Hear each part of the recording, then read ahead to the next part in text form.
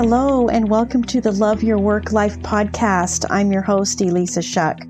Whether you're going for that next promotion, looking for a job, or making a career pivot, I'll teach you how to navigate it all so you can have the career you want.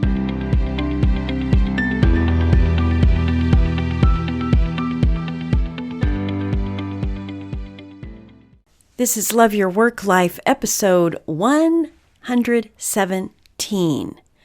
Whether we're thinking about it consciously or not, we are in a value exchange with our jobs and ultimately our careers. This is what I mean by that. How you feel at work, the career moves you've made over time, all of those decisions along the way, and how engaged you are is a reflection of the value that you're giving, that you're offering, and the value that you are receiving in exchange for that. Even your interpretation of the value that you are receiving in exchange for that. For example, let's say that you are unhappy at work. And this can be anything from annoyed to mild discomfort to Sunday scaries, okay? When you feel like this at any one of those levels, it's a good sign that the value exchange isn't equitable, meaning you're putting all that out there, you're putting all that value, you're making all those contributions, but what you're receiving in return for that doesn't match, doesn't align, is not equitable with what you are offering, what you're giving and contributing. Maybe it started out that way and something changed, or maybe you accepted something about that job or opportunity, and you had a little red flag, but you decided that you could handle it, you could deal with it, but it's starting to wear on you. You accepted an inequity in that value exchange, and it's not sustainable for you in the long term. Your work is value that you are putting out into the world. It's worth something. It's valuable. It doesn't matter if it's work product, ideas, strategies, results. It's things that you are creating on a daily basis. It has weight. It has impact. Even the thoughts inside your brain that materialize into contributions that benefit the organization, as well as internal partners, external customers, people that are part of the business, and people that your company serves through your role and contribution.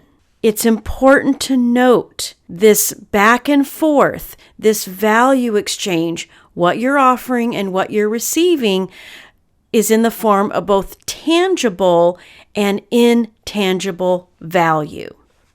Let me dive a little bit deeper into this. Let's say that you know you're capable of more. There's an opportunity presenting itself. So you get the promotion, and the pleasure of utilizing your capacity feels so good for a while. But eventually, you start to feel resentment. You start to feel unhappy. Part of you may even wonder, what happened? What's wrong? This used to make me happy, but it doesn't make me happy anymore. It's likely that something has gone sideways in the value exchange. It could be you didn't get enough of a raise with that promotion, and now you realize the value of your contribution isn't being reciprocated in the form of dollars. Or maybe that promotion seemed so good, but you got in it and now it takes more of your time and energy and focus, and you're missing out on some of the work-life harmony that's valuable to you. That's the intangible value. So notice how you're feeling a certain way because of and I'm moving my hands up and down. I usually talk about this on a Zoom call with a client. So I'm using all the hand motions here. But the issue is that the value exchange is not equal anymore. And that's why you're feeling bad. Give that some thought. So here's what I offer you to figure that out for yourself. Because everybody's value equation of what's important to them at work, what's important that they receive in return for what they're giving, and the ratio of intangible to tangible value is different for every single person. So only you can decide what that means for you. Here's another example. I've helped clients who left high-paying corporate jobs for roles in nonprofit organizations because the value of doing meaningful work became more important than the money that they were receiving, the salary, all the goodies associated with that corporate role became less important. And I've also had clients do the opposite, leave nonprofit for a corporate role because the value of what they were receiving in tangible dollars for the work didn't feel equitable anymore in the nonprofit. They wanted to get paid more for their knowledge, skills, strengths, and experience. Hopefully that kind of gives you a picture of how that value equation, that value exchange works. Let's assume, and I know you are, that you're showing up as your best self. That's a given. So the value that you are giving is full of integrity and the best that you can deliver. If you're not feeling great, then what I want you to do is write out what you are receiving or what you want to receive in exchange for what you're providing, what you're giving, what you're offering in your job. And like I said, this is tangible and intangible. Here's some examples. Salary, tangible. Benefits, tangible. Meaningful work, that's an intangible. Relationships at work, an intangible. Using your skills and abilities, that's an intangible. Do you receive appreciation? That's an intangible. Other tangibles might be unlimited PTO. There is a dollar figure in a way attached to that. It could straddle intangible as well because the opportunity for unlimited PTO also offers you something of value in the way of work-life harmony. But I want you to think about all of these things. What do you want in terms of the value you receive? Write each of these down. Start with a list first, and then go through each of those. If it's a long list, then maybe you pick your top 4 or something like that. Ultimately, what I want you to do next is to write out what each of these mean to you. So if you chose meaningful work, what does meaningful work look like for you? If you wrote out relationships, what do positive relationships at work look like for you? Does that mean you have a chance to go to lunch with people? Does that mean that you get a chance to have relationships where you are influencing things in the company? That you have an audience with certain people inside the company? Write out with as much detail even what something like appreciation or praise and recognition means to you. Because what I've learned is that what praise and recognition means to some people would be a horrifying experience to other people. For example, you might be in a role where praise and recognition looks like walking across a stage and receiving an award and hearing the applause. For some people, that form of praise and recognition would be a terrible experience. They would much rather have a handwritten, sincere thank you note. Vastly different. You can see what they want to receive in terms of intangible value is appreciation, but the form of that value is very different. That's why it's so important to play this out a little further and go beyond the list to what do each of these things look like for you. Next, ask yourself, are you experiencing what you want? Are you receiving what you want? You've got to be honest with yourself here, because if you're not, then you're lying to yourself. You're not being authentic to yourself. In some weird way, you're kind of disrespecting yourself because you're not listening to what your needs are, to what your values are. Don't do that to yourself, my friends. You are worth everything that you want.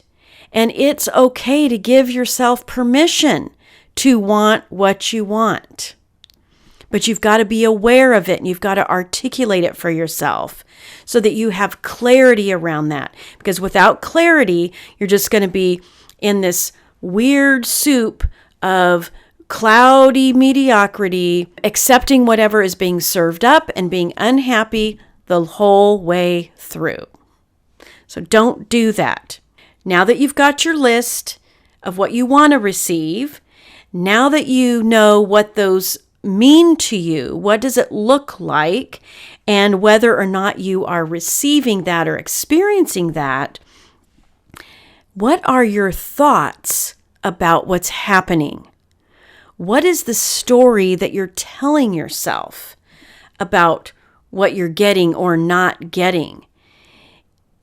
It's important to know what you value because you may decide at some point that certain things are more valuable to you now than they used to be. I've had people respond to me that in their younger years, work-life harmony was more valuable because they had little kiddos at home. So they wanted to be able to leave right at 5 o'clock or take time off in the middle of the week for a special presentation at the school or whatever those things are. But later, after the kids are older or grown, they can accept a role that is more demanding of their time. Notice for yourself how what you're receiving in value and what you appreciate in terms of that value exchange can evolve over time. That's normal. It makes total sense that would change as you change and grow and experience different things. As you're paying attention to that, is there something that should be valued higher now because the absence of it is painful? And I'll give you a very specific example. Let's say that you're told, and this has actually happened to me, you're told that there are no other roles for you in the company, that you have gone about as far as you can go. Or maybe you're told, I'm sorry, but we don't give raises. The only way that you can increase your pay is to achieve your bonus. And so you're faced with that, and you have to decide, okay, am I staying or am I going? So you start contemplating what leaving would look like. What other roles would you get? What other industries are possible for you? Maybe you are in an industry and sales is one of those that comes to mind, that this is pretty common. Sometimes sales roles are really heavy on commission versus salary and a bonus. So if leaving your role means you would take a more of a commission role, and that doesn't feel comfortable to you for whatever reason, well, it's good to know that. When I was leading a sales team and hiring salespeople, I can remember a person very, very distinctly that was actually unhappy with the salary commission arrangement. This person wanted less guaranteed salary and more commission, a higher commission percentage, compared to other people who wanted more of a guarantee in terms of salary and lower commission. Why would a salesperson want less guaranteed dollars and higher commission? Because the value exchange for them was, I have more control over my destiny. The more I sell, the more I make. There's less of a cap than a lower commission and a salary. On the other side, the person who wanted a higher guaranteed salary and lower commission percent valued the security of those guaranteed dollars more than controlling their own destiny and having a higher cap on what they could make if they sold more. I think you can see where I'm going here. But in the end, as all of this is going on, as you start managing to your value exchange and the bits of that are important to you, if you decide that you want to look for something different, but you're not just going to quit and take a career break until you find something, how do you manage what's happening in a job where you feel undervalued, in a job where you feel there isn't equity in that exchange? You get intentional about raising the value on something else. In your own mind, you can make decisions about how much you value something. Perfect example from my career. I worked for a very toxic CEO. I reported directly to this person. It was a really challenging situation, lots of narcissistic behavior. And I knew that tolerating that behavior wasn't going to be sustainable, but also part of that behavior was taking responsibilities away from me. I think they call that quiet firing. So as responsibilities were being taken away, I wasn't being given the opportunity to provide as much value to the company as I used to. And it was wearing on me because I like giving at a high level. So how did I tolerate that situation? How did I manage that situation while I looked for another job? I focused on the value of my team, the relationship with my team, the wonderful collaboration that we had together. That was of very high value to me anyway. So I just ratcheted up the story I was telling myself about the value of my team and de-emphasized the value of my contribution in the sense of I'm going to value what I am giving instead of lamenting the things that I'm not being allowed to give anymore. You can play around with that ratio by the story that you're telling yourself. Now I'm going to blow this up a bit. If all this is going on for you, you're weighing it out, you're gauging your happiness, and you are measuring and evaluating the value exchange for you, then it's happening with all of your people too. Think about that, managers. Every one of the people on your team is experiencing a value exchange as well. Which begs the question, do you know what your people value? Do you know whether they are experiencing an equitable value exchange?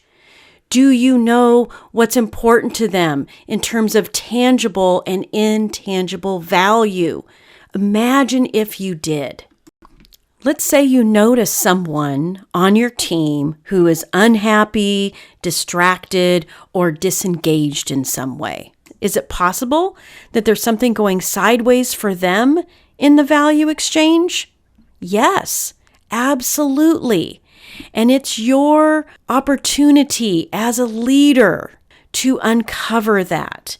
In Gallup's most recent report on the state of the workforce, they found that dissatisfaction, unhappiness, and disengagement at work are at an all-time high. 50% of workers feeling stressed on a daily basis, 41% worried, 22% sad, 18% angry. These are the experiences of the people in your company, on your team. Maybe these are things that you are experiencing. What are the factors contributing to this dissatisfaction and unhappiness? Lack of culture that emphasizes respect, community, and contribution acknowledgement.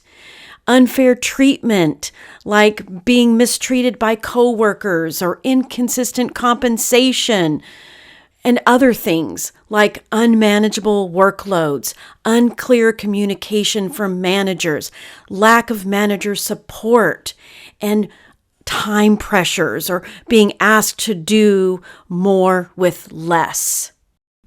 Did you notice a common theme in those lists? Intangibles, my friend. It costs you nothing as a leader to show appreciation to your team for their contribution. It costs you nothing to be a better communicator and make things clear and be a good listener. So this isn't just about salary. It's about the intangibles. People will stay. People will be loyal. People will continue to deliver at a high level when the value exchange and the ratio between intangible and tangible values are meaningful to them, are meaningful to you. Would you stay if there was a little change in the ratio there and more of your intangibles that are important to you were being offered on a regular basis? I venture to say yes. It's not always about the tangibles. It's the intangibles. It's appreciation. It's gratitude. It's meaningful relationships. It's opportunities to collaborate and contribute at higher levels. That is what makes people tick, my friends. So take this idea of the value exchange. First of all, for yourself. You've got to connect the dots for yourself. If you don't, you'll have a harder time connecting the dots when you start noticing your team and their behavior and how engaged they are. Have those sincere conversations. Get to know your people because everyone is unique in what they value in their story about the value exchange, about what they're getting in return for what they're offering. So take the time, get to know what that's like for your people, and look for the freebie ways that you can acknowledge what's valuable to them and start delivering on what's valuable to them. You will be so happy at how that starts to change the tone of the one-on-one relationships as well as the team overall. And you'll feel better too when you do it, because there's something really cool about the intangible value of contributing to someone else's career happiness. All right, my friends, I'll talk to you again soon. If you like this podcast, I invite you to visit the Love Your Work Life website at elissashuck-careercoach.com. On the site, you'll find all the information you need to work with me one-on-one, as well as get access to my courses, Job Search Field Guide, and The Art of Stellar Interviews. I can't wait to help. I look forward to seeing you there.